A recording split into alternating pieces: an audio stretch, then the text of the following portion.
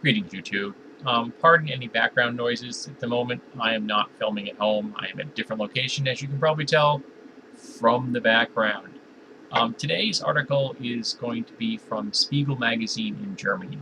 It's talking to Joseph Stiglitz. He is a professor in New York City, and he's discussing wealth inequality, the disparity between the rich and the poor in America. And I'm going to look at the article 1 second. And here we go.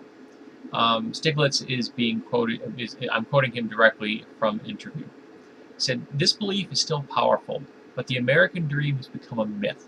The life chances of a young U.S. citizen are more dependent on the income and education of his parents than in any other advanced industrialized nation for which there is data.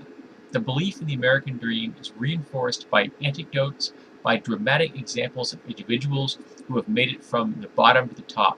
But what matters most are an individual's life chances. The belief in the American dream is not supported by the data." Magazine asking, what do the numbers suggest? Stiglitz, "There have been no improvement in well-being for a typical American family for 20 years. On the other side, the top 1% of the population gets 40% more in 1 week than the bottom fifth receive in a full year. In short, we've become a divided society. America has created a marvelous economic machine, but most of the benefits have gone to the top."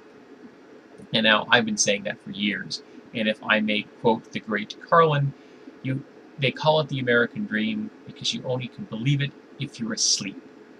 And I consider that to be the truth. Economic disparity is crippling our nation.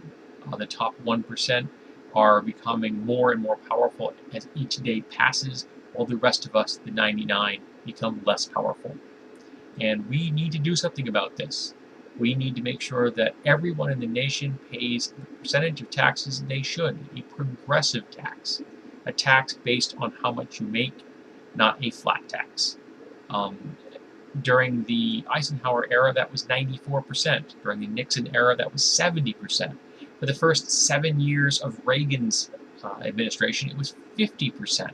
It didn't get down to 35 until his last year as president.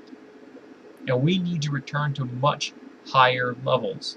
I would suggest for the 1%ers a 60% rate, and for the top 1/10%, I would suggest a 90% rate. And that's still better than Eisenhower's era. But that makes me a radical socialist, because I actually want to make sure that the people that benefited from our nation pay back into the system. Not only have they kicked the ladder out from under them, they are doing everything they can to burn that ladder to ash and then scatter it to the four winds. They are doing everything in their power to make sure that no one in the 99 ever gets to join them in the 1%.